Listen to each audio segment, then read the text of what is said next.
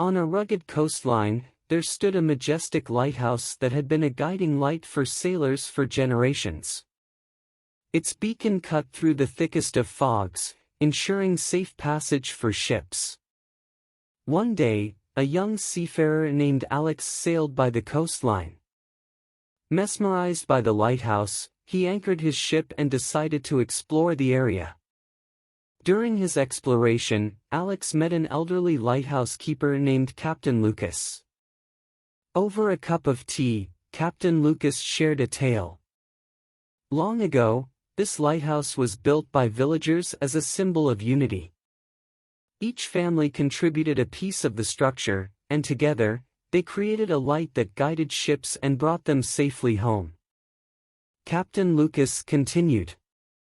The villagers understood that by working together, they could achieve something greater than what they could accomplish alone. The lighthouse became a testament to their unity and care for others.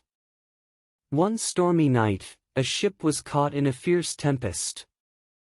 The lighthouse's beam pierced the darkness, guiding the ship away from treacherous rocks and guiding it safely to the shore.